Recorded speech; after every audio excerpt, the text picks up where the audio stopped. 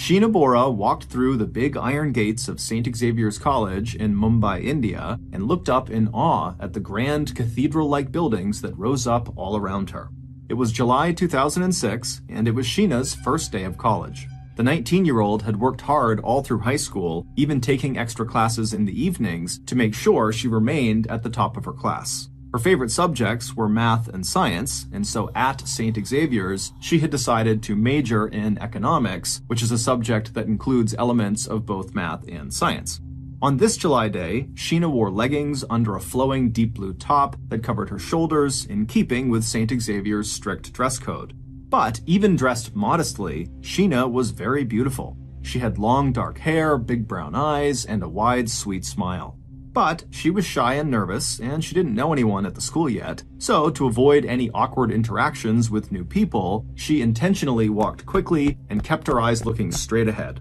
As she hustled deeper into the sprawling campus, Sheena passed through a garden with palm and mango and papaya trees, and then she walked under a graceful stone arch engraved with the name of the school.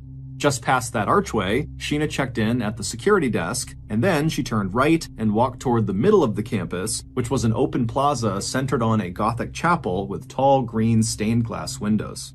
When she reached the place, Sheena stopped to look around. It was packed with students laughing and shouting, and for a second, she was overcome with amazement at where her life had taken her.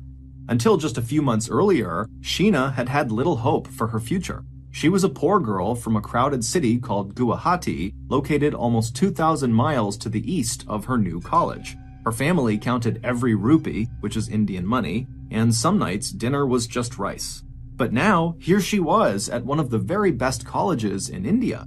St. Xavier's had everything: state-of-the-art computer labs, a library with more than 1 million books, and it even had its own museum.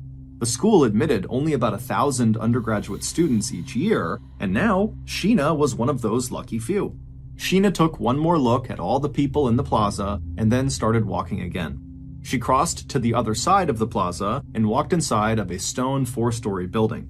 After going upstairs to the second floor, Sheena turned down a long white hallway, and when she reached the end of it, she saw a sign hanging over a door on the left-hand side that read Multimedia Room. This was where her first class was scheduled to be. Sheena opened the door and stepped inside, but it was empty. She was the first person to arrive. The room was huge, with high ceilings, brand new desks, and a big video screen down in front for the teacher to use. Sheena sat down at a desk in the front row. She pulled a notebook and pen out of her bag, and then after tucking the bag back under her seat, Sheena began to wait. After a few minutes, Sheena heard the door open behind her, and she turned around and saw other students starting to file inside. The room eventually filled up with more than 100 people, with almost every desk taken. Then, after all the students had arrived, the professor came in, walking quickly and swinging a briefcase. He walked down the middle aisle until he reached the front of the class, where he put his briefcase down on the table, he wrote his name on the whiteboard, then he turned to face the class. A few minutes after that, Sheena was furiously scribbling notes down and listening to her classmates ask and answer questions about economic theory. Sheena smiled. She loved college already. But even though her initial impression of college was a good one, Sheena knew it was going to take some time to get adjusted to her new life in Mumbai. It was already so much different than the life she had always known in Guwahati. But over the following days and weeks, Sheena would get more comfortable with her surroundings, and she would even muster the courage to start casual conversations with her new classmates. And it would turn out, despite her shy demeanor, Sheena's classmates were very much drawn to her. Sheena was a good listener, she was kind, and she worked incredibly hard. And in time, Sheena would have a little core group of friends that she shared notes with and ate lunch with at the campus cafe. And it wasn't just students that took a liking to Sheena. Her professors liked her as well. Sheena always went above and beyond on every assignment she was given.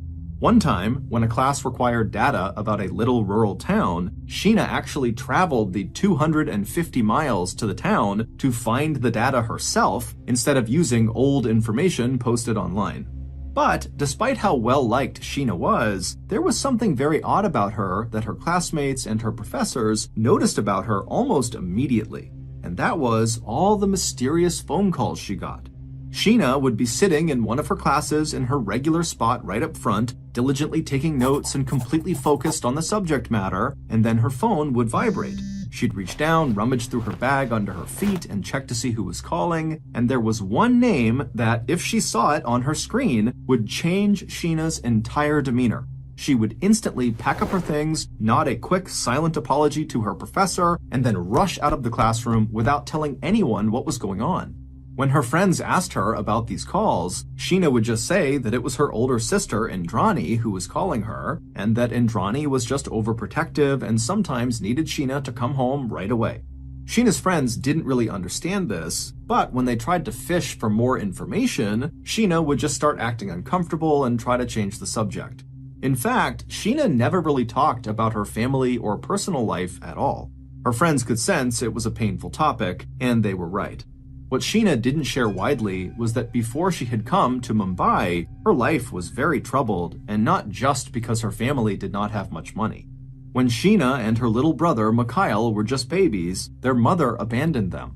Sheena's mother had always dreamed of fame and riches, and so when she got the opportunity to go to a big city to study, she took it, leaving her kids behind. And so Sheena and her brother had grown up in a little house in a narrow alleyway with their grandparents. The grandparents had tried their best, but it was very hard. Mikhail had mental health issues, and Sheena was always sad because she missed her mother terribly. Sheena would write about her mother in her diary. Some days she would wonder about why her mother had not come back. Did she not love her children? Other days, Sheena would find herself dreaming of doing exactly what her mother had done, leaving and going to college in a big city. And it was Indrani, the overprotective older sister who always called in the middle of Sheena's classes, who had made Sheena's college dream come true. Indrani was about 15 years older than Sheena. She had left Guwahati years earlier, determined to make a better life for herself, and with her charm and fierce work ethic, she had done it. She was glamorous and beautiful, and just recently married to a man named Peter Mukherjee, who ran India's most successful TV network and who had been named one of India's 50 most powerful people. Indrani was a socialite, a businesswoman, and a media tycoon. Some people even called her the First Lady of Indian television. But no matter how famous and wealthy Indrani got, she never forgot about her little brother and sister back in Guwahati. And so finally, in 2006, Indrani came back to Guwahati and pulled her younger siblings out of poverty and away from their little house in the alley. Indrani sent Mikhail to a school in the south of India, and then to treatment for his mental health issues, and then she brought Sheena back west with her to Mumbai to go to school at St. Xavier's. So now, when Sheena's phone rang and she saw it was Indrani calling her, no matter where she was or what she was doing, she would always stop and answer that call. She felt like she owed that to her older sister for all she had done for her. When Sheena had first arrived in Mumbai, she lived for a while with Indrani and Indrani's husband, Peter, in their penthouse apartment in a luxury building in South Mumbai. But by late 2007, about 1 year into her time at St. Xavier's, Sheena had found a place of her own. A pretty little flat near her school in a neighborhood called Colaba, right on the Arabian Sea. And while Monday through Friday, Sheena stayed at school or her flat and focused exclusively on her schoolwork, she still found time every weekend to go visit with Indrani and Peter at their penthouse. And it was during one of those weekend visits that Sheena met the man who would forever change the course of her life. It was a quiet Sunday afternoon toward the end of 2007 during Mumbai's monsoon season when it rains almost continually for months. Sheena was sitting on her sister's couch reading a book when, from behind her, she heard the door to the penthouse open. And then she heard a young man's deep voice calling out a greeting to Indrani and Peter. Sheena folded the page of her book, laid it on her lap, and turned around. And there, standing in the doorway, greeting Indrani and Peter with hugs, was one of the most handsome men Sheena had ever seen. He was tall and athletic with dark eyes, high cheekbones, and slicked back jet black hair. He also had a faint British accent.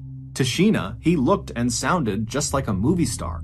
His name was Rahul Mukherjee, and he was Peter's son from a previous marriage. Rahul had been living in the United Kingdom, but after getting dumped by his longtime girlfriend, who was upset that Rahul could not keep a steady job, Rahul had decided to return to Mumbai and try to make it in Bollywood.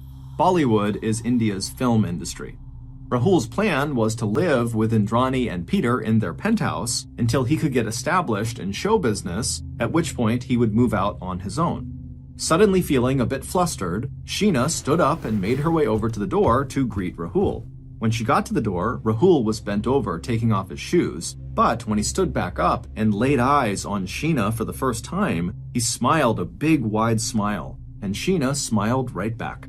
From that very first interaction, there was a clear spark between Sheena and Rahul. Sheena started arriving at her sister's penthouse for her weekend visits earlier in the day and leaving later. Rahul, who normally liked to go out and party, always made sure he was home when he knew Sheena was coming by. They both loved Bollywood movies, and so they started watching them together in the afternoons. But although Sheena and Rahul obviously liked each other, they were careful not to let their attraction blossom into anything more than just a platonic friendship.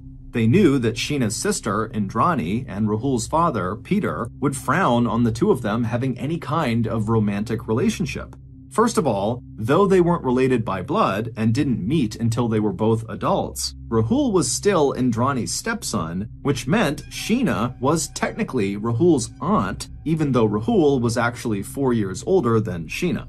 But even beyond the very awkward family dynamics, Sheena and Rahul were just two drastically different people. Rahul had grown up rich in England, he went to the best boarding schools in the United Kingdom, and he had never gone hungry a day in his life. He also had a bit of a wild streak in him. As a teenager, he got arrested for growing marijuana, and as an adult, he barely worked, choosing instead to live the high life using his parents' money. As for Sheena, she was hardworking, quiet, and came from nothing. Even at St. Xavier's, which had strict rules about how students could dress and behave, Sheena was considered to be very modest. In short, Sheena and Rahul were total opposites. And so, for the first 6 months that Rahul and Sheena knew each other, they kept a respectful distance between them.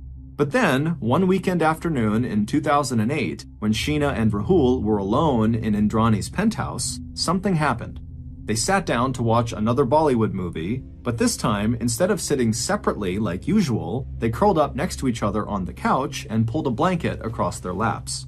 And then, as the movie played, Sheena and Rahul leaned into each other and kissed. After that first kiss, Sheena and Rahul knew they could not keep pretending they didn't have romantic feelings for each other. And so they decided they would just have to date publicly and accept the fact that Indrani and Peter would most likely not be happy. And Sheena and Rahul were right about that.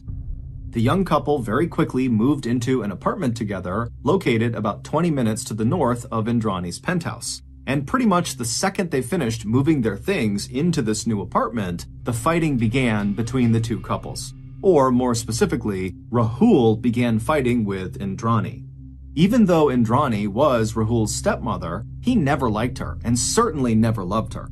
His own parents' marriage had broken up because his father, Peter, cheated on his mother constantly with younger women who clearly were only interested in Peter for his money.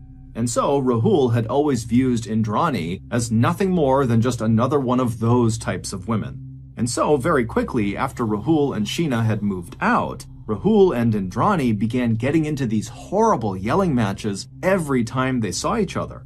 At one point, Indrani even tried to ban Peter from seeing Rahul. However, Peter would sneak out and see his son behind Indrani's back and make sure he had enough money. As Rahul and Indrani fought more and more, Sheena started to distance herself from Indrani and the rest of her family. Sheena also began adopting some of Rahul's worst habits, like blowing off responsibilities to stay out late and party, and at least one time, people saw Sheena and Rahul snorting cocaine together in a nightclub. But despite all the drama around their relationship, Sheena and Rahul remained a couple.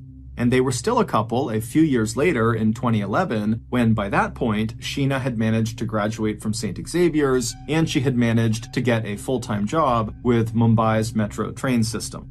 But despite Sheena and Rahul believing that at this point, their lives were going more or less the way they wanted them to be going, they were in for a shock. One fateful night was about to kick off a chain of events that would not only totally upend their lives, but it would also rock the country of India. That fateful night was October 26, 2011. It was the same day as the most important holiday of the year in India, Diwali, or the Festival of Lights. On Diwali, Indian people celebrate the triumph of light over darkness and good over evil. In Mumbai, the whole city seemed like it was glowing. Lights hung from all the trees and up and down the streets and in front of every home. That night, as fireworks exploded across the sky, Rahul dropped down on one knee inside of the apartment he and Sheena shared and asked Sheena to marry him. For her whole life, all Sheena really wanted was for someone to love her, and now she finally had that. Sheena was overjoyed and started crying happy tears and said yes. Little did she know, this decision would haunt her. Now that Sheena was engaged to Rahul, she felt like she needed to make an effort to try to repair her relationship with Indrani. So, Sheena wrote Indrani an email telling her she was sorry that they had fought so much over the years, and she said that life was just too short for them to be holding grudges. And Indrani, for her part, was reconsidering too. She and Peter were just tired of the constant conflicts with the young couple. And so, on March 10th, 2012, Indrani sent a response email to Sheena, and in this message, she told Sheena that she would always love her no matter how angry they got with each other. It wasn't long after sending that reply email that Indrani got a response from Sheena. And when Indrani read what Sheena wrote, she instantly felt this rush of fear and anxiety come over her.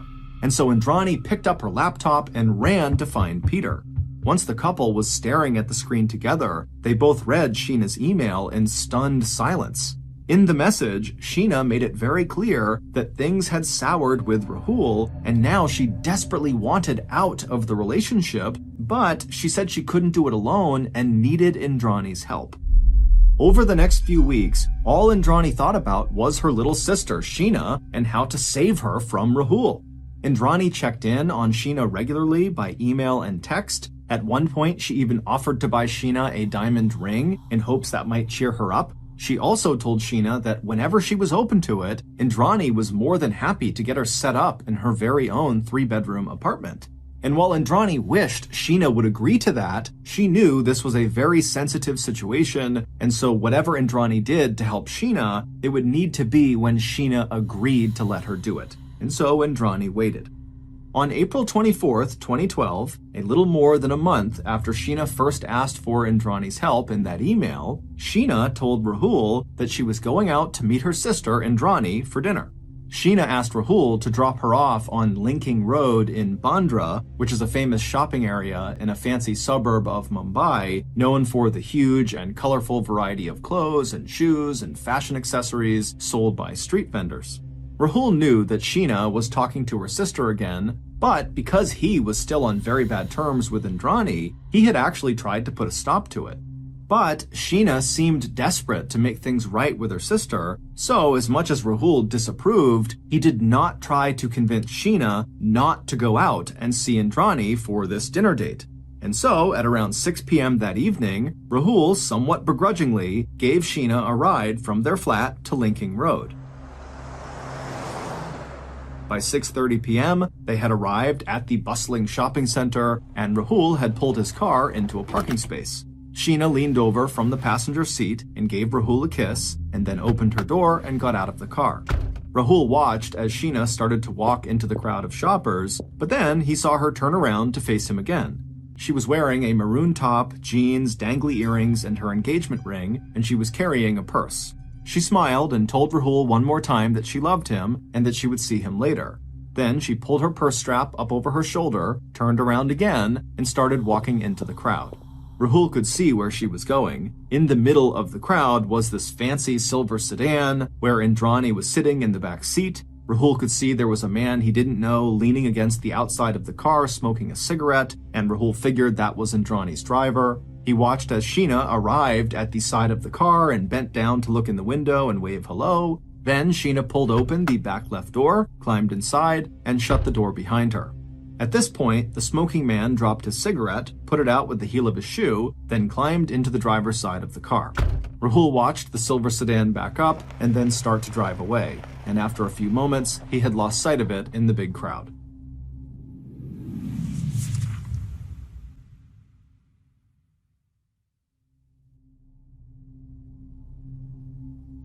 A few hours later, back at the flat he and Sheena shared, Rahul's phone buzzed. He picked it up and found a message from Sheena that said she was going to stay overnight with Indrani and she would see him in the morning. Rahul frowned at this message. He was already unhappy that Sheena and Indrani were rekindling their relationship, and he didn't like the idea of the two of them getting so close again so fast. He was also starting to feel suspicious that Indrani might try to break up the couple's engagement. The next morning, when Rahul woke up, he called Sheena, but she didn't answer. A little while later, though, she sent him a text message that said she would be home soon, so he relaxed and started going about his day. But about 45 minutes later, Rahul's phone buzzed again. He was standing in his kitchen making himself something to eat, and when he grabbed his phone off the counter and read this new message Sheena had sent him, his chest suddenly tightened and his face started getting hot.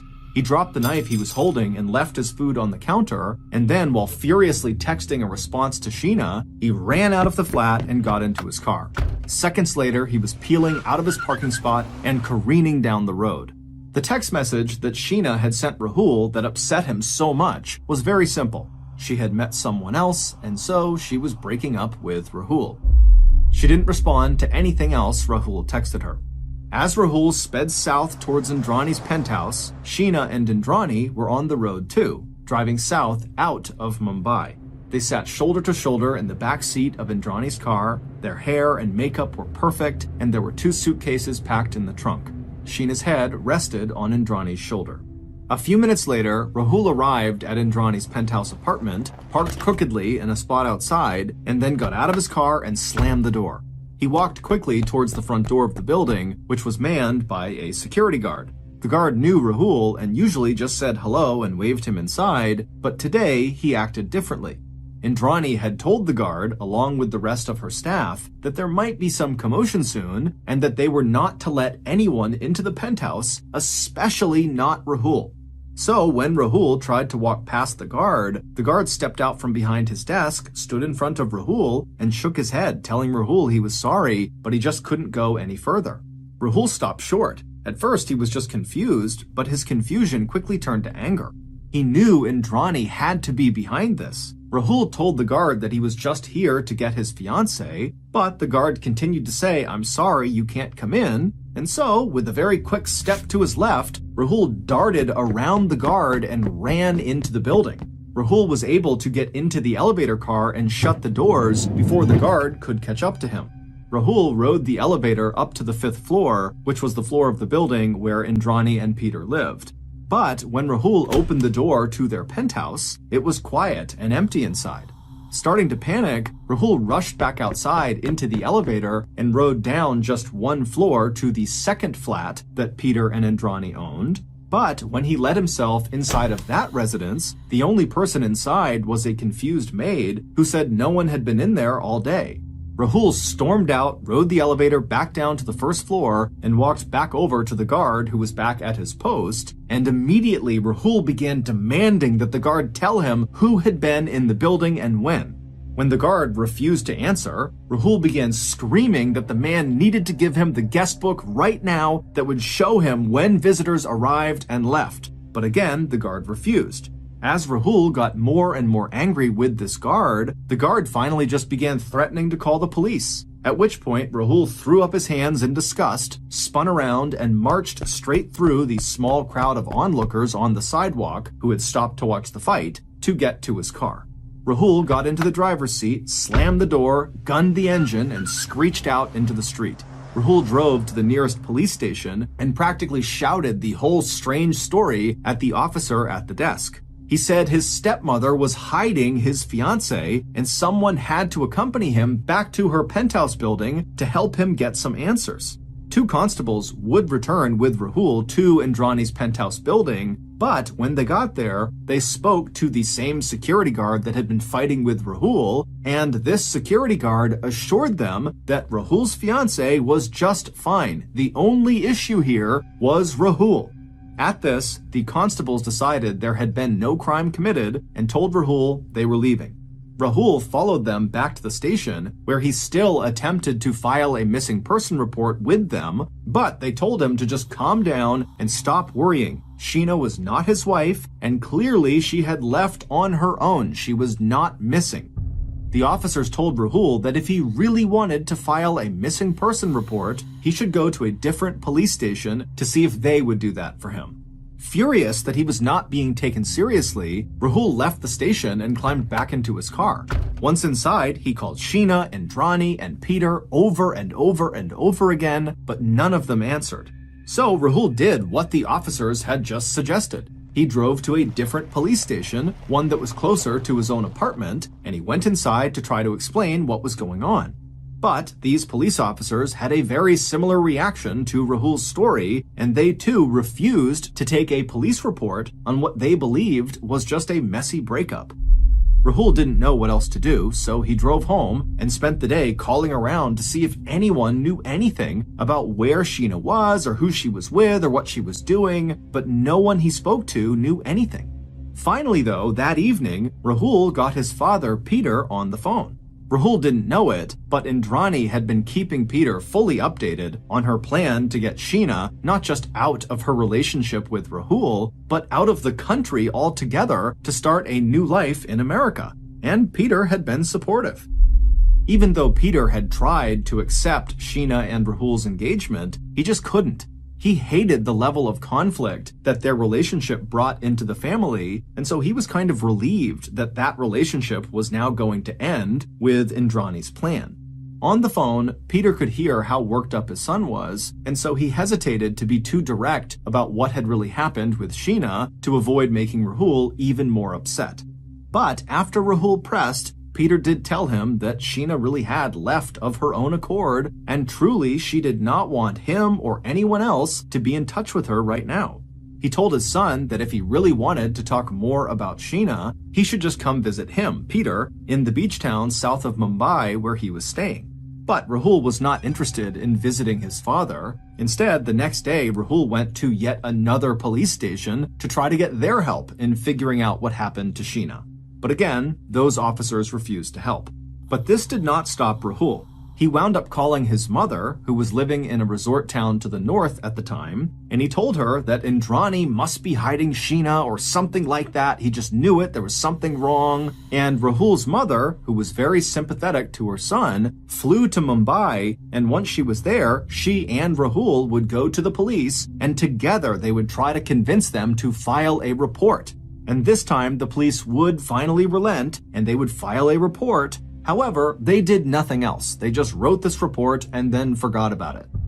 But even though the police were not taking him seriously, Rahul was still very much convinced that there was just something off about this whole Sheena situation. He just didn't buy it that Sheena had suddenly left him to be with someone else. And then, a few weeks later, Peter would tell Rahul that Sheena had finally called him.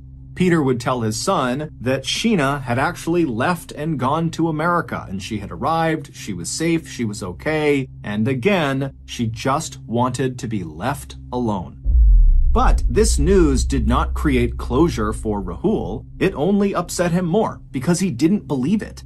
Peter tried to calm his son down, but Rahul just was not listening. He became more and more aggressive towards Peter and Indrani, who he believed were hiding something from him.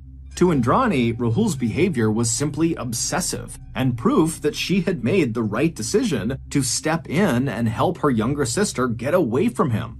And Indrani had seen this kind of dangerous, obsessive behavior from Rahul before. A few years earlier, in 2009, not long after Sheena and Rahul had first moved in together, and when Sheena's friends began to notice changes in Sheena's behavior, Indrani had tried to separate Sheena and Rahul.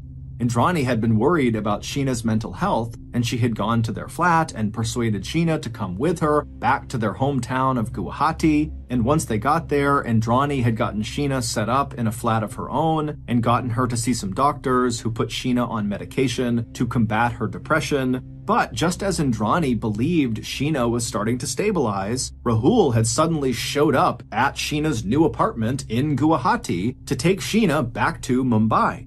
Indrani tried to get Sheena to stay, but ultimately Sheena would go back with Rahul.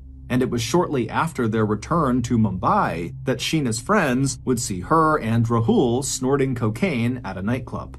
So now, after Indrani had finally gotten Sheena out of the country altogether away from Rahul, she was determined not to let Rahul ruin this again. So, anytime Rahul called, Indrani and Peter continued to share no information about Sheena's new life, and they would not give up her new contact information. And they remained steadfast in their decision, even after one very emotional call in June of 2012, when Rahul said that this whole situation with Sheena had left him so brokenhearted and hopeless that it felt like he was going to die. As for Sheena, she seemed to be doing well. As the months went on, she started slowly opening back up again. She sent emails to some friends telling them she was happy and safe and attending college to get her master's degree in business. She emailed her brother, Mikhail, asking him to take care of some paperwork issues she had left unfinished in Mumbai. Mikhail had actually been in Mumbai in April of 2012, but he had suddenly fallen ill on the same night Indrani and Sheena had met for dinner and returned home to Guwahati without seeing Sheena. He hadn't known she was leaving the country, but the siblings had sort of drifted apart since Sheena had come to Mumbai, so Mikhail just handled the paperwork and didn't pry into her personal life or her breakup with Rahul. The one person Sheena did not reach out to after she left India was Rahul. She just was not ready yet. And finally, after 4 months of phone calls and searching and fighting with Peter and Indrani, Rahul seemed to accept Sheena's decision. He moved out of Mumbai and back in with his mother in a city in northern India in the foothills of the Himalayan mountains. The neighbors soon noticed that Rahul seemed reclusive and strange. He didn't have a job and he didn't really come outside much, except to go to a nearby forest. He also seemed to be drinking a lot and using drugs. But from Indrani and Peter's perspective, this was actually an improvement. At least Rahul was finally leaving Sheena and them alone. But in March of 2013, almost a year after Sheena left for America, she sent Peter a troubling email. In this email, Sheena told Peter that Rahul had been scheming to break up his marriage to Indrani, and that she herself had gone along with his plan because she loved Rahul. Sheena said that she felt terrible guilt over this because she owed Indrani so much, but now that she was living on her own and was able to reflect on everything without Rahul's bad influence, it was time to come clean about this. Sheena told Peter in her email that ever since Peter's divorce from Rahul's mother, Rahul and his mother had held a deep grudge against Peter. Sheena's email ended with a warning to Peter. Watch your back around Rahul. He wants to destroy you. By 2015, 3 years after Sheena left for America, things with Rahul and Sheena and Peter and Indrani seemed to have finally calmed down. Peter had heeded Sheena's warning about Rahul, and he had been careful around his son, but Rahul had mostly withdrawn anyway and spent most of his time in the forest near his mother's home. And Peter's marriage to Indrani was now stronger than ever because they weren't fighting anymore about Sheena and Rahul. Sheena still sent occasional emails to Indrani, keeping her updated about her life in America, but she had never gotten back in touch with Rahul, which to Indrani and Peter seemed to be for the best. And Indrani and Sheena's brother, Mikhail, was finally doing well too. He had a good job with an airline and a nice life in Guwahati. All in all, things seemed pretty good. But everything was about to change. On August 21st, 2015, the police in Mumbai made what should have been a very minor arrest. Officers were performing a routine patrol when they stopped a driver. It was Indrani's driver, the same one who drove that silver car Sheena was in the last time Rahul saw Sheena. The police searched Indrani's driver's car and found an illegal pistol, so they arrested him. But the driver really did not want to go to prison, and so he told the police that he had a story they might be interested in hearing.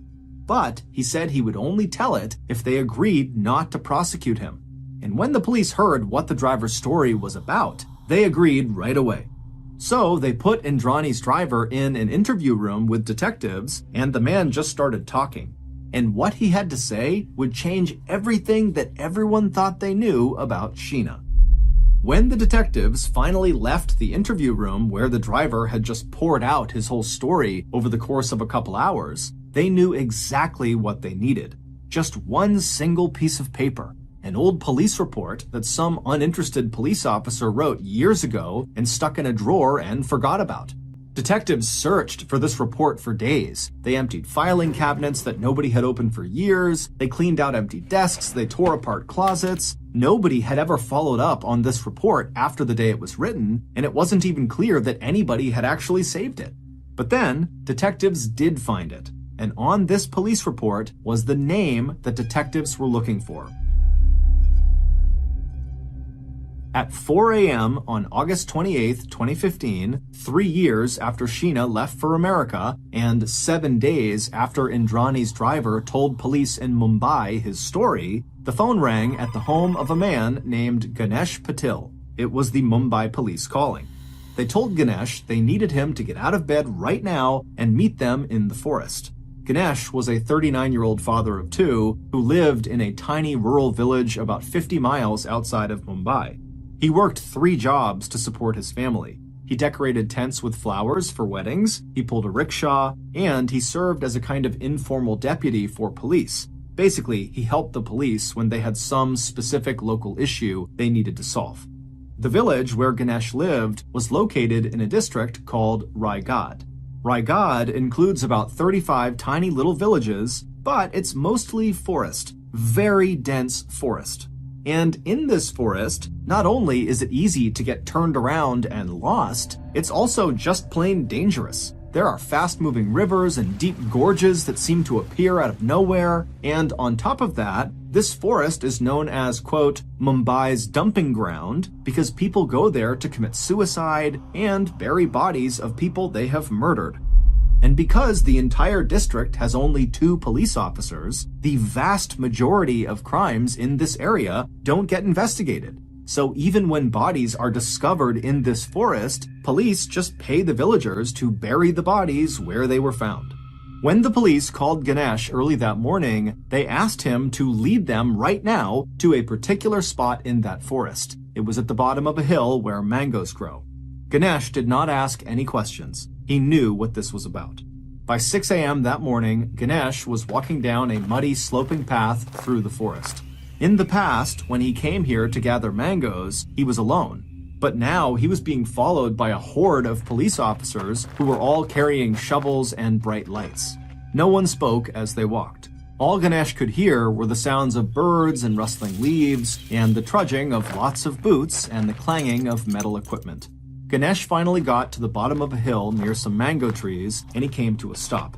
He looked around for a moment, and then he pointed out in front of him at this area where the vegetation was just a little bit thinner, and he said, "There, dig there." The police behind him surged forward with their equipment and started hacking at the ground. Ganesh just stood there and watched in silence. A few minutes later, the police had found what they were looking for. The following is what really happened on April 24th, 2012, which was Sheena's last day in Mumbai.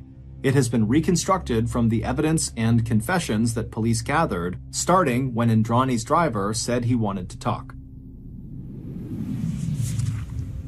On April 24th, Rahul dropped Sheena off on Linking Road at about 6:30 p.m. After she got out of the car, Sheena told him that she loved him and would see him later on, and then she turned and walked toward the fancy silver sedan where Indrani was waiting with her driver. But when Sheena got into the back seat of that car, it wasn't just Indrani and her driver. There was a third person who was in the car in the front passenger seat. Sheena was a little taken aback and hesitated just for a second, but then climbed into the car and shut the door behind her. Moments later, the driver had climbed into the car and they were on the move. As they drove along, Indrani, who was sitting next to Sheena in the back seat, handed Sheena a glass that contained a sparkly liquid. Sheena was always polite, so she took the glass, said thank you, and took a sip. It was champagne. As the car rolled along, Sheena looked out the window. The colorful outdoor stores of Bandra whizzed past and then disappeared behind them as the driver steered the car west towards an area of Bandra called Pali Hill, which is very wealthy and has beautiful twisting roads and a handful of isolated cul-de-sacs. Sheena was excited. Indrani had said they were going to buy her a diamond ring. But as the car zoomed along, Sheena started to feel a strange warmth spreading through her body, and her head was starting to feel just a little bit foggy. Sheena blinked her eyes and shook her head, but the feeling didn't go away. At first, Sheena was confused. She opened her mouth to ask the driver to turn up the air conditioner, but her mouth felt dry and her tongue felt thick and her voice was soft and slurred. She couldn't get the words out. She could feel the car taking lots of turns, but her vision was starting to blur and she couldn't quite tell where they were. She felt the empty champagne glass slip out of her fingers and heard it clink softly on the floor of the car. Nobody moved to pick it up. She was starting to get scared. Eventually, Sheena's whole body felt tingly and hot. Outside the car, the sun was setting and it was getting dark. Sheena was trying to keep her eyes open, but they felt so heavy. She could feel the car starting to slow down, and she was dimly aware of the fact that the 3 other people riding in the car with her were just staring at her in silence. Finally, she just leaned her head against the window, she closed her eyes, and she fell asleep. Then she woke up to the feeling of intense pressure everywhere on her body. When she opened her eyes, her vision was still blurry, and she was seeing stars, but she could tell she was no longer sitting upright. She was now on her back in the back seat of the car. And someone was sitting on her chest with their legs on either side of her body. Sheena tried to roll to the side, but she could feel 2 fists tangled in her hair, pulling hard and keeping her head from moving. Someone's hand was also smashed down over her mouth. Everything seemed to be happening so fast. Sheena was terrified, but she couldn't even tell where everyone in the car was or what they were doing. Her arms were wrenched up over her head, and when she tried to pull away from whoever was holding her, they just dug their fingers into her wrists, and she could feel fingernails cutting into her skin. And then Sheena felt 2 hands wrap themselves around her throat. She started kicking furiously, her feet hitting the backseat door and window, and her knees were bumping up against the back of the person who was sitting on her chest, but the hands around her throat only squeezed harder and harder. She tried to twist her head, but the hand over her mouth kept her pinned, so she bit down as hard as she could on it. Sheena tasted blood, and the hand on her mouth came off. For a second, it looked like she might have a chance. She tried to scream, but no sound came out. All she could get out was a little cough. It was too late. She had no more air and she couldn't breathe in anymore. Sheena opened and closed her mouth uselessly. She couldn't see anything anymore. Her vision was just a combination of blackness and random bursts of light. And then finally, her eyes closed. Sheena never went to America. She died in the back seat of that fancy silver sedan just about an hour after Rahul dropped her off on Linking Road. The prosecution of the people accused of killing Sheena has been going on now for 7 years, and it has gripped the country. However, nobody has been convicted yet. But the following is the story of the murder of Sheena Bora that has emerged from all of the witness testimony and documents presented in court and in the media so far. But again, until there is a conviction, all the crimes I'm going to describe here are just allegations. The person who climbed onto Sheena's chest in the backseat of that car and wrapped their hands around her throat was Indrani, Sheena's overprotective older sister. But as detectives dug deeper, it would turn out that nothing in Indrani's life was as it seemed. And Sheena wasn't who everyone thought she was either. It would turn out Indrani was not Sheena's older sister. She was actually Sheena's mother. Sheena had never wanted to lie about her relationship with Indrani, and she had never wanted to leave Rahul. She loved Rahul, but Indrani had forced her to lie. In fact, Indrani had created an elaborate set of lies and fake personas to trick everyone in her life, including Sheena, and she had been doing it for years, starting with the story that Indrani told everybody about her own life. The city of Mumbai, where Indrani and Peter were considered one of the most powerful and glamorous media couples, knew Indrani as a beautiful and almost tragic figure. She had told everyone that her father died when she was a child, and her mother married her uncle, who abused her. So she said she fled her hometown of Guwahati, leaving her brother and sister, Mikhail and Sheena, behind. She got married, but she said her husband beat her, so she left him and finally found true love with Peter. And once Indrani had built her life with Peter, she told everyone that she went back to Guwahati and rescued her brother and sister. So when Sheena appeared in Mumbai, everyone thought that Indrani was generous and selfless and loyal. But almost none of that was true. Indrani actually grew up spoiled by her parents, who were both still alive. Indrani had Sheena when she was about 17 years old, and then Mikhail a year and a half later. And Indrani hated taking care of those two babies. So one day, she just left. And once Indrani was out of Guwahati, it was like her kids, Sheena and Mikhail, didn't exist. She just started her life over again. She got married to a rich businessman, but she got tired of him quickly, so she divorced him and moved to Mumbai, where she married Peter, who was much more rich and famous. And this is how Sheena came back into Indrani's life. Indrani's parents back in Guwahati were raising Sheena and Mikhail, and their financial situation was just getting worse and worse. Then they saw a photograph of Indrani in the news with Peter, and so they called Indrani right away and said, "You need to help us out financially." Indrani didn't want any connection with Sheena or Mikhail, and she was furious that her parents had reached out at all, but she also didn't want anyone to know that she had two kids from her teenage years that she had abandoned, or that her whole life story was a lie. All Indrani wanted was to keep her secret family back in Guwahati quiet, so she knew she had to do what they wanted. At first, Indrani just sent money, but then as Sheena and Mikhail grew up and they became more expensive, Indrani's parents demanded more money. And that was how Indrani wound up bringing Sheena to Mumbai in 2006 under a very strict agreement that Sheena was going to tell everyone that Indrani was her sister, not her mother. And it was an agreement that Sheena kept, but it made her incredibly depressed. When Sheena and Rahul fell in love, Indrani wasn't really worried about Rahul being a bad influence on Sheena, even though that's what she told people. Instead, Indrani was just afraid that if Sheena and Rahul got married, they would cut her, Indrani, out of Peter's huge fortune. And even worse, Indrani was afraid that Sheena would expose her secret identity. So when Sheena and Rahul moved in together, Indrani made her first attempt to separate them. In 2009, Indrani had come to Sheena and Rahul's flat and convinced Sheena to come with her back to Guwahati. She took Sheena to see some doctors and convinced the doctors to prescribe Sheena very heavy psychiatric medication that would make Sheena very sleepy and confused basically all of the time. But Rahul showed up in Guwahati and effectively rescued Sheena from Indrani. Indrani told people that this incident showed that Rahul had too much power over Sheena. But what it really showed was that Indrani was going to have to do something much more drastic to get Sheena out of the picture, and she would do just that. After Sheena and Rahul got engaged at the end of 2011, Indrani started reaching out to Sheena so she could pretend to repair their relationship. In March 2012, when Sheena wrote to Indrani saying she was sorry they fought so much, Indrani wrote back telling Sheena she would always love her.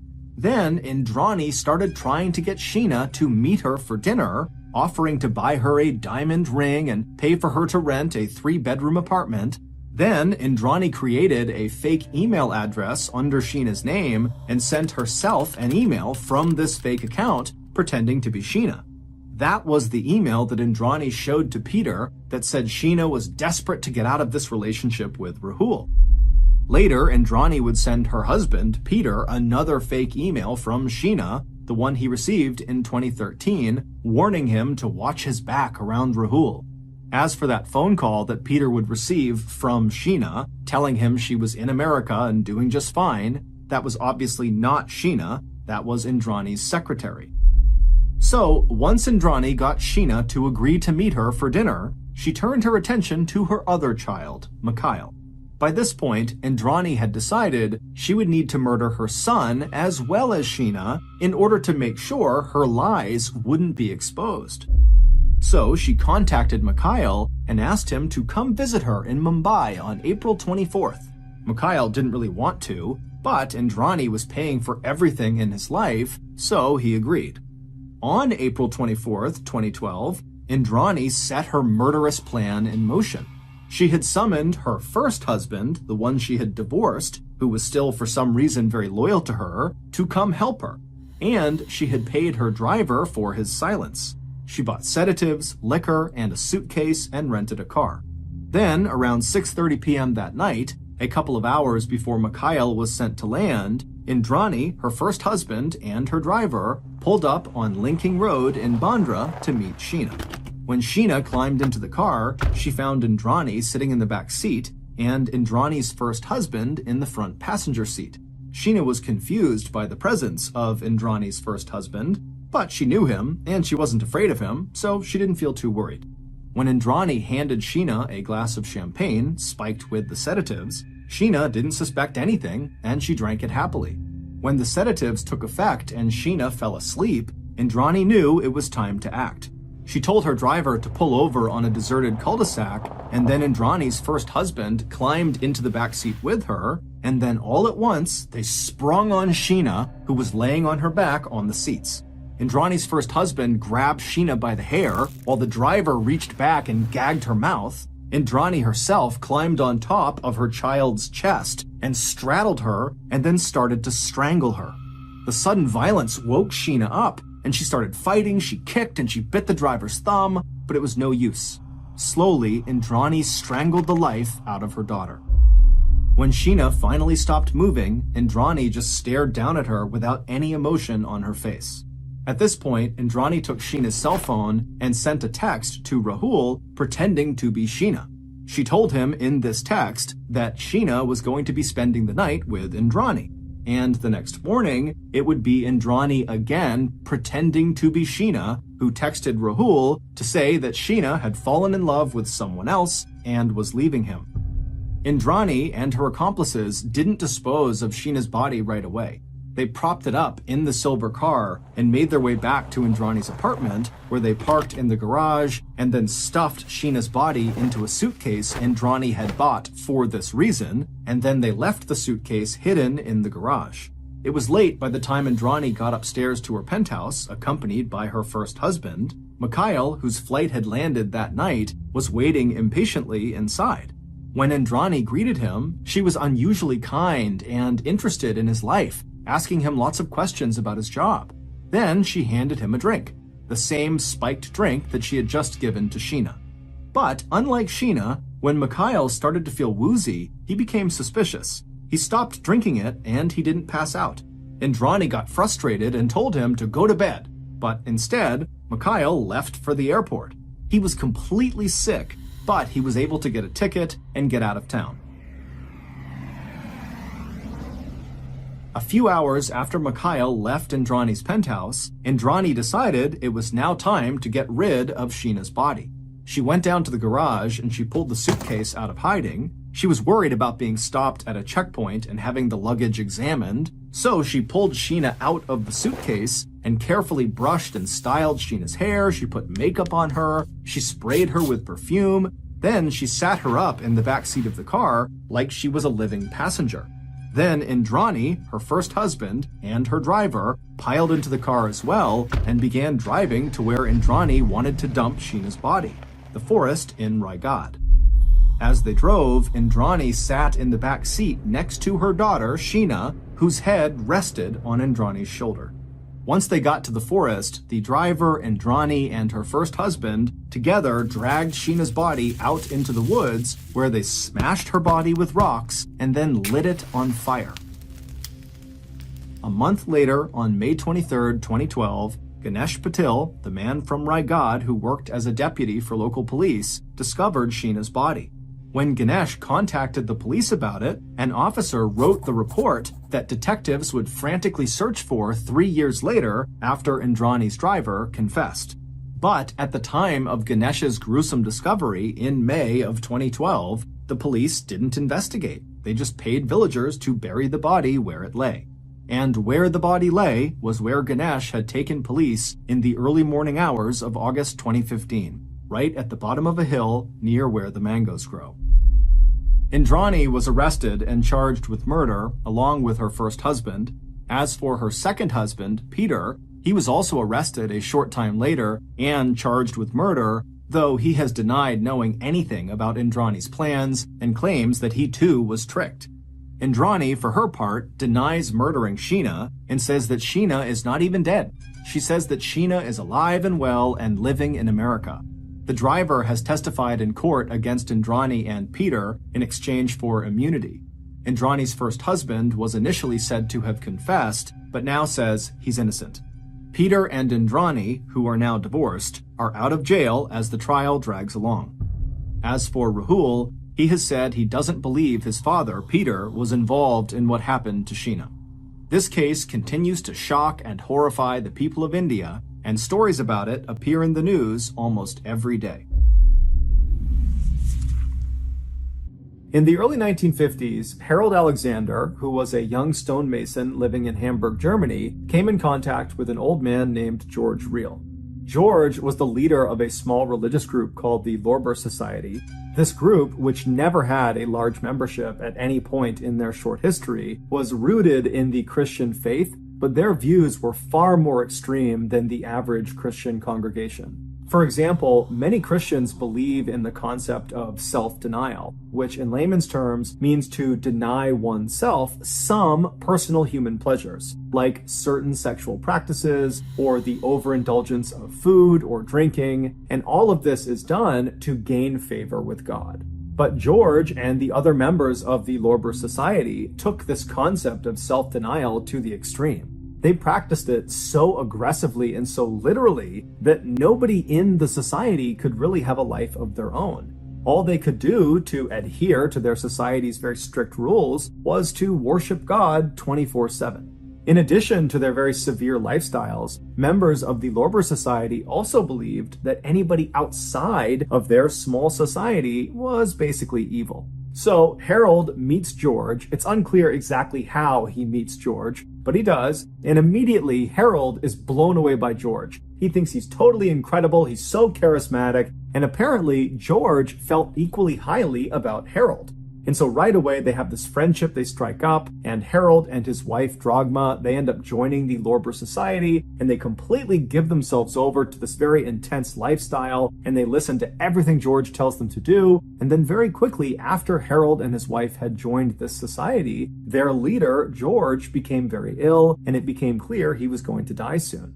When George was on his deathbed, Harold went to visit him, and after speaking with him privately in this room, Harold emerges and he tells his wife that George has told him that he is going to be the next leader of the Lorber Society once George passes away. And so his wife accepts this, as does the rest of the society members, and then after George actually does die, everyone in the society just turns towards Harold and begins listening to him and following him. It's worth noting that we don't know for sure if George really did tell Harold that he was going to be the next leader of the Lorber Society, or if Harold just made that up because he knew George was going to die soon and he could kind of get away with stealing that title. Over the next few years that Harold was in charge of the Lorber Society, he began introducing a new concept to the members. He would continuously tell them that they needed to be ready for when the next prophet of God returned to the earth. Harold told his members that when this happened, 1, Harold would know immediately and he would tell them, and 2, whatever this prophet wanted, no matter how confusing or crazy or terrible, they had to do it without question because this was God's will. In 1953, so roughly a year or two after Harold has taken over the Lorber Society, he and his wife, Dragma, have their second child. It's their first boy and they name him Frank. And as soon as this child is born, Harold looks at him and determines that this boy, his son, is the prophet they have all been waiting for. And so he tells his wife and he tells the members of the Lorber Society that his son, Frank, is the prophet of God, and everyone across the board completely accepts it. As the prophet, Frank, grew up, he was shamelessly worshipped and waited on 24/7 by the members of the Lorber Society and his own family. And so naturally, this had a profound impact on the way Frank thought and how he behaved. By the time Frank was at the age of grade school children, he fully believed that he was the prophet of God, and he began using that authority to kind of boss his family around more than he really needed to, especially his 3 sisters and his mother. But no one ever intervened because, again, this is the prophet of God and he can do whatever he wants. When Frank turned 16, he started thinking about girls and sex, but he was conflicted because he had been taught everybody outside of this society he was a part of were evil. And so he didn't want to pollute himself by having sex with these evil women. And so he went to his father and told him that he wants to start having sex with his mother and his sisters in order to stay pure. And his father, Harold, not only embraced the idea, he encouraged it. And in fact, he would often join in with his son during the sexual intercourse. As for the 4 Alexander women, they completely accepted their new roles as sexual objects because they believed by doing whatever Frank the prophet wanted, they were serving God. Eventually, one of these sisters began talking to some of her very few friends at school about how she was kind of jealous of her other sisters for all the attention they were getting from Frank. And so the friends kind of picked up on this strange relationship between the siblings, and before long, rumors had started about there being some incestuous relations inside of this family, and those rumors eventually made their way to the parents of students, and then from the parents, that made its way to the police, and before long, Harold had discovered that the Hamburg police were about to launch an investigation into his family. And at the same time, Harold also discovered that members of the Lorber Society, they had heard about these incest rumors as well, and they had their own suspicions already, and they were not on board with incest. And so they were very clearly starting to distance themselves from Harold and his family. And so it was pretty clear to Harold that the writing was on the wall. He and his family were no longer welcome in Hamburg. And so he goes to the Lorber Society and kind of retires and says, I'm leaving. You need to find yourself a new leader of this society. And then he and his family completely broke ties with the Lorber Society. They left Hamburg and fled south to Santa Cruz, which is a city on the Canary Islands in Spain. And so they settle into this little apartment inside of this busy city, and very quickly they fell back into their old routines of constantly worshiping Frank, the prophet of God, despite the fact that they were no longer affiliated with the Lorber Society. And so their actions were now being driven by their own personal belief system. 10 months later, on December 22nd, 1970, a wealthy doctor named Walter Trankler was at his villa, which was located not far from where the Alexanders lived, when he heard a knock at his front door. When he opened the front door, he saw there were these 2 men who he didn't recognize, who were covered head to toe in what looked like mud. And at first, he was totally taken aback by their appearance and almost wanted to just shut the door. But in order to be polite, he kept the door slightly open and said, hey, how can I help you guys? And the 2 men would introduce themselves as Harold and Frank Alexander, and they were there to speak with one of their family members, Sabine. Sabine was one of Frank's 2 younger sisters, and she worked for the doctor as a housemaid. And so the doctor, he didn't know any of Sabine's family members, so he just kind of took their request at face value and said, hold on, let me go get her. And so he leaves the front door, he goes into the kitchen, and he finds Sabine, this 15-year-old girl, and he tells her that your father and your brother are waiting for you outside, they want to talk to you.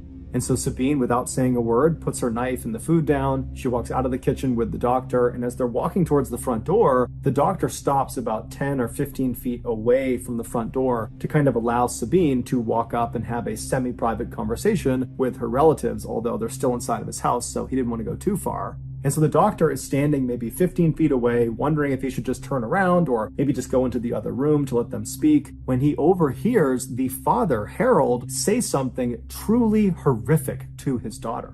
It was so shocking that the doctor stopped what he was doing, turned, and looked directly at Sabine to see how she was going to react to what she just heard. But to the doctor's absolute shock, Sabine didn't break down and start crying or start screaming out in pain or anguish. Instead, she reached out and grabbed her father's muddy hand and pressed it to her cheek and said, "I'm sure you did what was necessary." And then the 2 embraced. The doctor stood there totally shocked, staring at these people, wondering what the heck they're doing. Why are they here? What are they talking about? Is this really happening? And then he just kind of blurts out, "Hey, I'll be right back. Stay right there." And then the doctor turned around and darted out of the front hall into another room where he barricaded himself inside, and then he called the police.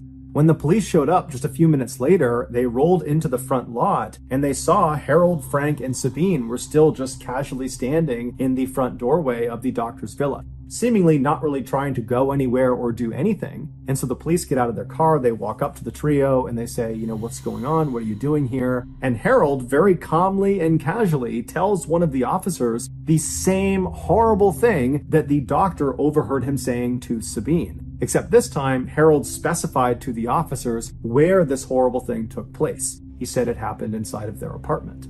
The police were shocked at Harold's candidness and the fact that his 2 kids were standing right next to him and they're hearing what their father is saying. They too are just totally detached and very calm, as if nothing their father is saying is having any effect on them. It's just totally business as usual. And so the police asked Harold to repeat the story a few times to make sure they were hearing him correctly, and then they just arrested Harold and his 2 kids. After the 3 Alexanders were brought to the police station, 3 other police officers were sent over to the Alexanders' apartment in Santa Cruz to see if what Harold had said was actually true. And when these officers opened the front door to that apartment, they immediately could tell it was all true. The following is the story of what happened inside of that apartment based on the testimony given by Frank and Harold. On December 21st, 1970, so that's one day before Frank and Harold arrived on the doorstep of the doctor's villa, the father and son were home in their apartment with the mother, Dragma, as well as 2 of the 3 sisters. It was 18-year-old Marina and 15-year-old Petra. The other sister, Sabine, she was over at the doctor's villa. She was staying with him for a couple of days while she worked there. At some point that afternoon, Dragma and Harold left the living room and went into one of the bedrooms to lie down and take a nap. And after they lie down, Frank, for some reason, gets up from the living room and walks into the bedroom and sits down on the edge of the bed and just stares down at his mother. And when his mother rolls over and looks up at her son, Frank would later tell police that the look she gave him was suggestive and it was offensive to Frank, and he believed she was not permitted to look at him that way. And so in this moment that she's looking at him, he said he instinctively knew that the killing hour was upon them. The killing hour was not a Lorber Society concept. It was something that Frank and most likely Harold had come up with, and the rest of the family, the mother and the 3 sisters, had totally accepted. According to Frank and Harold, women were impure, and the only way to purify them, i.e. send them to heaven and not hell, was to murder them. And so it was just fundamentally understood in the Alexander household that at some point, Frank was going to declare that the killing hour was upon them. And when that happened, all the women in the household were told to stop what they were doing and wait for Frank to sacrifice them. Meaning, wait for Frank to ritualistically kill them. So after Frank has seen this offensive look on his mother's face, he now feels like the killing hour is upon them, and so he literally announces it to his mother and to his father, who's right next to her, and then Frank grabs a nearby wooden coat hanger and strikes his mother on the top of her head. Now, his mother, she's heard that the killing hour is upon them, and he's starting to beat her, and so what does she do? She follows the rules. She flips herself over onto her stomach, puts her hands down by her side, and lays flat and still so Frank can more easily kill her. And so Frank begins wailing on the back of his mother's head with this wooden coat hanger, while his father, Harold, excitedly leaps out of the bed, doesn't try to stop what's going on. He runs into the living room and he begins very enthusiastically playing the organ. An organ is like a piano that's played a lot of times inside of Christian churches. And so with all this commotion going on in the house, the other 2 sisters that were there, Marina and Petra, they come out of their bedrooms into the living room. They see their father playing the organ, and they look into the bedroom where they hear all this noise, and it's Frank murdering their mother. And they're looking at this happening. They're not doing anything. They're just staring at it. And then their father says to them, "The killing hour is upon us. You need to get ready." And so the girls, when they hear this, they know the rules. And so they stop watching this attack, and they make their way over to the center of the living room, and they sit down cross-legged, and they begin to patiently wait their turn. After a while, Frank stopped beating his mother, who was now unconscious or perhaps even dead, and he walked out of the bedroom into the living room where he saw his father on the organ, and he saw his 2 sisters sitting on the ground. And so without any hesitation, he walks over to Marina, the older one, the 18-year-old, and he begins hitting her on the top of the head until she slouches over onto the ground motionless. And then he turns to the younger one, Petra, the 15-year-old, and he does the same thing to her until she's laying on the ground motionless. After this, Frank stands up and he leaves the living room and goes into the kitchen where he retrieves a small knife, pruning shears, and a hammer. At this point, it's likely that 1 or 2 of the Alexander women were still alive. And so Frank, he comes back into the living room with these tools in hand, and with the organs blaring in the background, he begins to systematically hack off the breasts and genitals of his 2 sisters and his mother. And apparently this was a very slow and physically difficult task, and so he and his father Harold began switching off. One person would be on the organs while the other was mutilating, and they would switch back and forth until all of the offending parts on these 3 women had been removed and nailed to the wall. The last mutilation this father and son committed was to cut the heart out of the mother, Dragma, and they wrapped it up in a cord and then nailed this cord to the wall as well. Then, with the 3 Alexander women either dead or close to death, the father and son began running around the apartment, yelling and singing and rejoicing. They were extremely proud of what they had just done. Later that night, they left the apartment and slept in another property that they owned, and then the following day, December 22nd, they went to the doctor's villa to tell Sabine the good news. And so they knock on the door, the doctor answers, he goes back and gets Sabine. Sabine walks up, and Harold, her father, says to her, "Sabine, we wanted to tell you right away that Frank and I have just finished killing your mother and your sisters." To which Sabine walks up to him, takes her father's hand, presses it to her cheek, and says, "I'm sure you did what was necessary."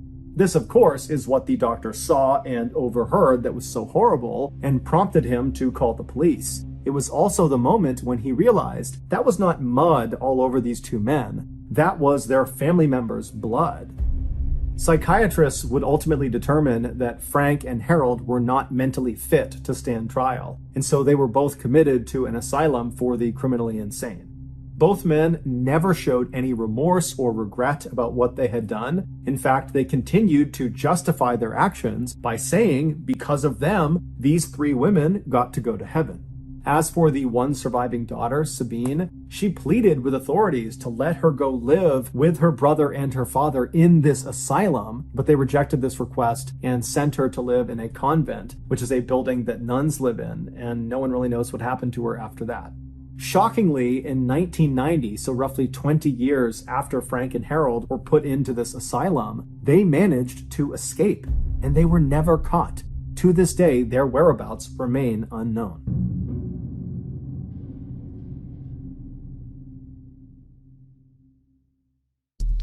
The next and final story of today's episode is called Someone in This Family Has a Secret.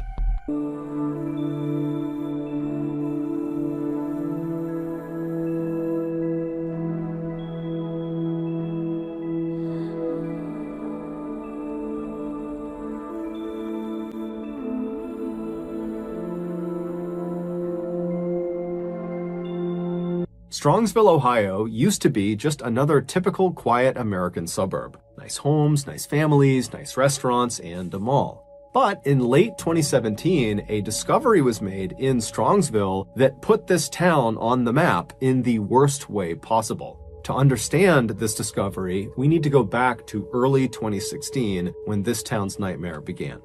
In early 2016, 2 longtime Strongsville residents, Bruce and Melinda Pleskovic, received some very exciting news. Their 20-year-old daughter named Anna and her 20-year-old fiancé named Jeff had just told them they were expecting a baby girl. And so Bruce and Melinda were totally excited about the prospect of finally becoming grandparents, but at the same time, they knew Anna and Jeff did not have very much money. Anna still lived at home with Bruce and Melinda. She did have a job, but she made very little money. She was a waitress at a local Applebee's restaurant. And as for Jeff, he had a better job working as a service technician for a heating and air company, but he didn't have enough money to support him and Anna. In fact, he didn't even have enough money to move out of his parents' home. He was still living with them on the other side of Strongsville. And so this couple, they're really excited about their baby, but Bruce and Melinda are thinking, we really got to find a way to support them because they're just not prepared for this first child. And so Bruce and Melinda, they talked it over and they decided the best way to support this young couple was to tell their daughter if she wanted to, she could invite Jeff to come stay at their house. That way the 2 of them could be together, and once they had their daughter, Bruce and Melinda could be the great-grandparents and help take care of the baby, and in general, this would allow the couple to just continue to save money and move out when they were ready. And so when they told Anna they were willing to do this, Anna was so happy, she was so grateful. She called Jeff, and Jeff was equally happy and grateful and said, yes, I would love to move in with you guys. So it took several months, but finally in June of 2016, which was the same month that Jeff and Anna welcomed their daughter to the world, Jeff would leave his parents' home and move into Bruce and Melinda's home. And almost immediately after he moved in, he and the rest of Anna's family began experiencing some very strange and disturbing things around their property. Just a few days after Jeff had moved in, he and Anna were home alone. They were on the main floor of the house and they were having dinner at the kitchen table. And at some point, Jeff just happened to glance out one of the back windows that looked out into their backyard. And now this property had this huge sprawling backyard. Basically, they had all these houses kind of in a row, and they all had almost like a communal backyard, this big open space. And so Jeff is looking out into this huge backyard and he sees off in the distance something strange. He doesn't really know what he's looking at because it's nighttime, it's dark, but he stands up and he walks over to the window. And as he's looking out, he sees way off on the backside of their property are these 4 strangers just standing there, appearing to be smoking something. And they're just kind of looking up at the Pleskovic house. And so Jeff is looking out the window at these 4, not really sure what to make of them. And he calls Anna over. And so Anna walks over and the 2 of them are looking out, not really sure what to do. I mean, on the one hand, these 4 people who they clearly didn't know, or they believed they didn't know, were definitely trespassing. But at the same time, they weren't really doing anything. They were just kind of standing there smoking. But as they're watching these 4 people, one of them begins walking up the property towards their home and then stops alongside the Pleskovic trampoline, which was in their backyard. And this person begins fiddling with the trampoline. And so at this, Anna's like, you know what? I don't know what they're doing. I feel totally uncomfortable. And so Anna would actually call the police. And so the police, they come out, but by the time the squad car arrived in front of the Pleskovic house, the 4 people in back must have seen the car and they took off running. And so when the police officer went in the backyard and looked around, there was no one there. And there was also no sign they were there. There was no dropped cigarette butts or anything. They just kind of vanished. And so the police officer told Jeff and Anna, if they come back, let us know. And so the officer left. And then a little while later, when Bruce and Melinda came home, Jeff and Anna would tell them about what happened. And they would agree that that was totally strange, that in all the decades they had lived in Strongsville, they had never had anybody stroll onto their property and just loiter in the middle of the night. And so for the next couple of days, the family was definitely on edge. But after a little while, this whole incident was largely forgotten about. Fast forward about 5 months to November 2016, and Anna was home alone with her young daughter, and she's playing with her daughter on the first floor of the house towards the front of the house. And as she's playing with her daughter, she suddenly hears what sounds like someone trying to open the back sliding glass door on the back of the house. And so instinctively, Anna thinks, okay, Jeff must be out there or my parents must be out there and they don't have a key or something. And so she scoops up her daughter and she begins walking towards the back of the house to open this door for them. And when she walks into one of the back rooms, before she reaches the back door, she happens to look out one of the windows that looked out into the backyard. And standing right up against the glass is this unknown male figure with his face pressed up against the glass. And so Anna just freezes and stares at this guy, and then this guy, he notices Anna and he ducks down out of view. And now Anna's thinking to herself, this is the guy. He must have been trying to break in my back door. I'm home alone. I don't know what's going on here. I don't know if he's going to try to break in again. And so she just turns and runs back towards the front of the house. She runs upstairs. She goes in a bedroom. She locks the door and she calls the police. But by the time the police come out there and they look around, they can't find this unknown figure that was at the back of the house. And there's no sign of an attempted forced entry. And so unfortunately, they told her, look, I'm sure this was very traumatic for you, but there's really nothing we can do here. There's no evidence to suggest who did this. And so please just, keep your house locked. And if you see anybody suspicious on your property, call us back. And so naturally, after the police left and Anna had a chance to contact Jeff and her parents, they were horrified and they rushed home to comfort her. And then after the initial shock of this incident had worn off, the family began to speculate, do you think this might be connected to those 4 strangers we saw on our property a few months ago? It just seems odd that those 2 things would happen so close together. And then the family began to think, okay, well then who is this person? Who are these people? What do they want? Why are they targeting us? What's going on? Because as it was, the Pleskovic family, they didn't have any enemies, at least none that they knew of. If anything, the people of Strongsville adored this family, especially Melinda, the mother. For the past 20 plus years, she had been a middle school teacher in town and her students adored her. She was also a big-time soccer coach in the community because she had played in college and she was still very passionate about it. So she was this amazing coach. And in the eyes of many parents in the Strongsville community, Melinda was a bit of an inspiration because she was not only the mother to Anna, she was also the mother of an 18-year-old boy named Kyle who had Down syndrome and was nonverbal. And Melinda just had this unbelievable way with him where she was so good to him. She incorporated him in everything. She got him so involved. She gave him the best life he could possibly have. And so anytime you saw Kyle with his mother, Kyle would be all smiles. Even though Kyle couldn't speak, it was so obvious his mother made him incredibly happy. But regardless of the reason for these strangers to be lurking around their property, the Pleskovic family was now totally on edge and found themselves constantly looking out the windows, especially at night, in fear these strangers were going to come back and might try to break in again. And unfortunately, these strangers would come back. In January of 2017, so 2 months after Anna saw that unknown figure at the window and heard the back door sliding around, Bruce's car was broken into. It was sitting in the driveway of their property. Someone got inside of it and stole his laptop. And so Bruce, he calls the police and he says, I've got to believe this has to do with the people that are harassing my family. And the police believed him and they began looking around and asking around, but they could never track down the laptop or the thief. And so once again, the family was kind of left on their own. And the police said, look, if you see anything else, let us know, but there's not much we can do here. A few months later, in July of that year, Anna, Jeff, and their daughter were all home together one night when Anna happened to look out one of the back windows on their first floor, and out on the very back of the property were 3 strangers just standing in that same spot where they saw those 4 strangers smoking the year before. And these 3 strangers are just standing there looking up at the house.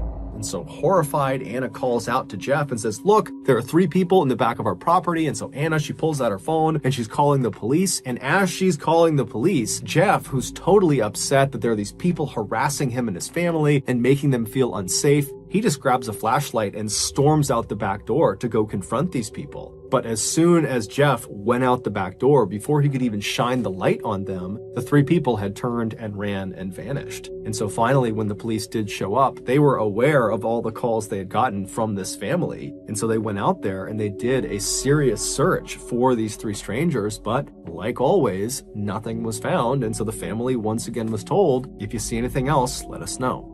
The following month, which was August, Anna was home with her daughter, along with her mother, who was upstairs. And as Anna is in the front of the house in the playroom with her daughter, she hears the sound of somebody trying to open that back sliding door. And now immediately her radar is up because she knows what happened the last time she heard the sound. There was that person in the window. But she's thinking, okay, I can't just immediately call the police. I need to at least look and see if there's someone that I know at the back door. And so she scoops her daughter up, she stands up, and she walks around to the edge of the room she's in, and she kind of peeks her head down this hallway that will give her a clear view of this backsliding glass door. And once she finally has a full view of whoever is there, she screams because there are 2 large adults, as she would say, standing at the back door trying to force open this door. And so when she screams, these 2 strangers, they hear it, they turn around and they run. And Melinda, she was upstairs, she hears her daughter screaming, she comes flying downstairs, she's trying to figure out what's going on. Anna is hysterical, the baby's crying. And so Melinda actually calls the police about what her daughter has just seen. The police come out, they search the property, they can't find anyone. And so again, the police leave and they tell the family, look, I'm sorry this is happening to you, but we can't do anything. So please just let us know if anything else happens and we'll be out here as soon as we can. We're bound to catch these people, but right now we just don't have much to operate on. The following month, which was September, one of Melinda's car keys would go missing. And whoever had these keys, whoever had stolen these keys, would use it to randomly start Melinda's car in the middle of the night. And they also used it to set off her car alarm at odd hours of the night. And then also during this time frame that her keys were missing, they also discovered that there were nails jammed into the tires of Bruce's car. And so, of course, the family calls the police and tells them about what's going on, but the police can't do anything. And so very frustrated, Melinda actually takes to Facebook and posts that someone's stolen her keys and please just give them back. And just overall, she's pleading with whoever is harassing her family to just leave them alone. But unfortunately, this post would not do anything. The harassment would continue. A month later, on October 19th, Jeff was home alone when he heard the sound of the backsliding glass door rattling, and now he knows that every time this has been heard by Anna, that there's always some stranger at the back door. And so Jeff grabs the family dog and he very carefully turns and looks down that hallway towards the back door to see who this is. And right as he pokes his head out, he sees there's this large adult figure with a hood up trying to open this back door. And so the dog sees this person and starts barking and running towards the door. Jeff runs after the dog, and this big person outside who's trying to break in, he sees the dog, he sees Jeff running, and he turns and he runs away. And so Jeff and the dog, they stay inside the house and they watch this guy just take off across the property and disappear into the trees. And Jeff would call the police, but like always, the police came out and there just was nothing they could do.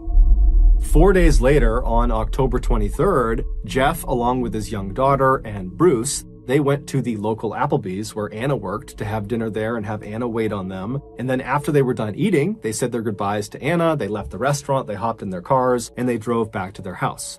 When they got there, Bruce was the first up the steps, and he got to the front door and it was locked, and so he knocked. And Kyle, his son, he came and unlocked the door. Bruce went inside, followed closely behind by Jeff, who was holding his daughter. They get inside, and Bruce walks through the house to the back of the house where the kitchen is. He flips on the lights, and there's something on the kitchen floor. And when Jeff sees it, he immediately turns around and runs out of the house carrying his daughter. He grabs Kyle along the way and just takes them straight out of the house. And then once Jeff was outside, he called 911. And when you listen to his 911 call, it sounds like Jeff is unable to process what he has just seen. 911, what's the address of your emergency? Somebody's been attacked in my house. Somebody's been what? Attacked. They attacked who? Who was attacked? Mel Pleskovic. Mel Pleskovic was attacked. He was attacked by whom? Do you know? She was. No, we just came home. She's on the kitchen floor. Jeff and Bruce had just discovered Melinda lying on the kitchen floor. She'd been stabbed over 35 times and shot 3 times. She would be rushed to the hospital, but she would die that night. Although the family was in shock and couldn't even begin to process what had just happened, they were all acutely aware that whoever had done this to Melinda had to be connected to all of these strange and suspicious people that had been lurking around their property for the better part of 2 years. In fact, literally after Jeff had called 911, Bruce was inside in the kitchen kneeling next to his dying wife, and he called 911 and he would tell the dispatcher that the Strongsville Police Department really dropped the ball. 911, what city is the emergency in? Please come to 1 Blazing Star. I think my wife's dead. Someone, we've had people breaking into our fucking house, sir, and now someone killed her. Sir, tell me the city you need to talk to. Strongsville, Ohio. Okay, you need to be transferred. Don't hang up. 911, what's the city of your emergency? Strongsville, Ohio. We have people on the way already. What's the address? 4 Blazing Star. I think someone killed my wife. You think someone killed your wife? Yeah, it looks like she has stab wounds on her back. We've had people trying to break into our house all year. Sir, Sir, I need to ask you questions, okay? Are you there right now? I just got in the door with my new son-in-law. My son Kyle was here with her. Sir, what I want you to do is walk out. The Strongsville Police Department would come out in force for this case, and they would solve it in just 4 days. And when they went public with who killed Melinda, no one could believe it. Back on October 23rd, so this was the night Melinda was discovered, Jeff, along with his young daughter and Melinda and her son Kyle, they were all together in the house. And at some point, Jeff had put his daughter down in her playpen and then went into the kitchen where Melinda was, and he walked up to her, pulled out a knife, and stabbed her over 35 times. And then when Melinda fell to the ground, Jeff drew a gun and shot her 3 additional times to make sure she was dead.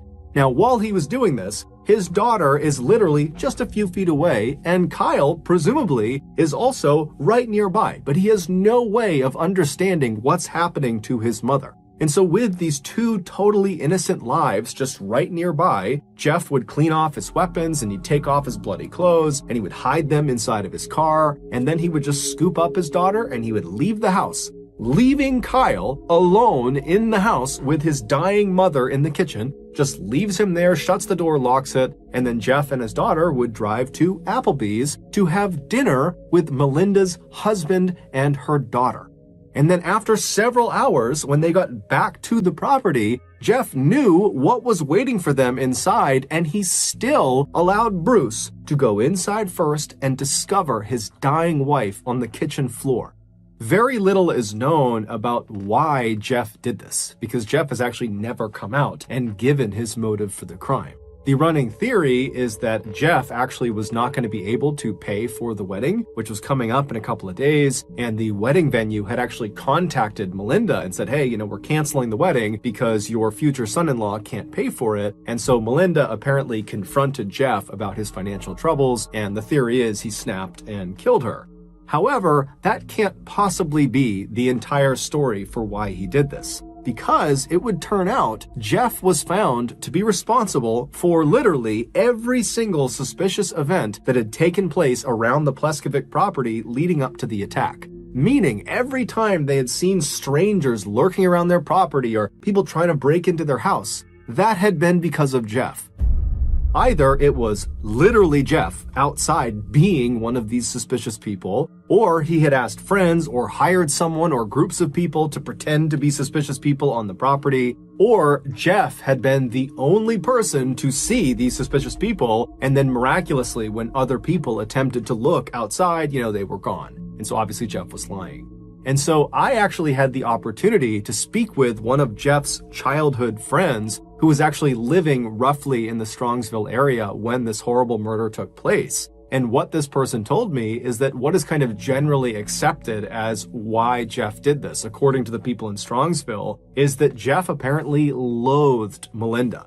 Even though she had opened her house to him, he loathed her. And as soon as he moved in 2016, he began plotting to kill her. And so all of these suspicious events were Jeff's attempt at building this really intricate alibi that they had these strangers out there that were targeting this family. And so that when she would ultimately be killed by him, it would look like these strangers had done it. And at first, it totally worked. Everybody believed, the police, the family, friends, that strangers had broken into the house and killed Melinda. In fact, there was so little suspicion on Jeff after her murder that Jeff actually served as a pallbearer in Melinda's funeral. But ultimately, the police would discover the knife and some bloody clothes in the back of Jeff's car, and so they would arrest him and they would present this mountain of evidence against him, and Jeff would confess to killing Melinda. However, he wouldn't give any additional information about the crime. He would just basically say, yes, I did kill her. He would also never give an apology or explanation to the family. He would ultimately be sentenced to life in prison with the opportunity for parole after 33 years. During Jeff's trial, there was this totally heartbreaking moment when Bruce, Melinda's husband, spoke. And he would say their son, Kyle, does not understand that his mother is gone. And so now, every time they go out to eat, which is something Kyle really likes to do and he used to love doing with his mother, he'll just sit and stare out the window, eagerly expecting his mother to show up any minute. But of course, she never does.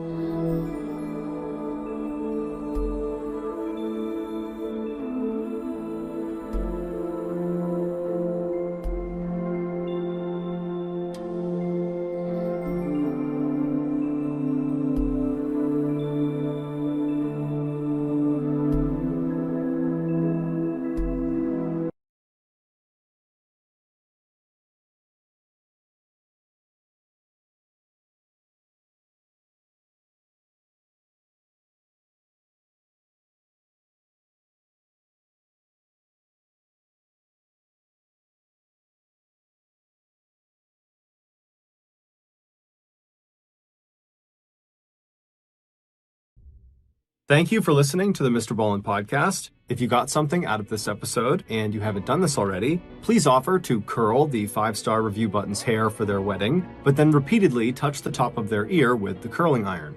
Also, please subscribe to the MrBallen podcast on Spotify, Apple Podcasts, Amazon, Google, and anywhere else you get your podcasts. This podcast airs every Monday and Thursday morning, but in the meantime, you can always watch one of the hundreds of stories I have posted on my YouTube channel, which is just called MrBallen. If you want to get in touch with me, please follow me on any major social media platform and then send me a direct message. My username is just @MrBallen, and I really do read the majority of my DMs. Lastly, we have some really cool merchandise, so head on over to shopmrballen.com to have a look. So that's going to do it. I really appreciate your support. Until next time, see ya.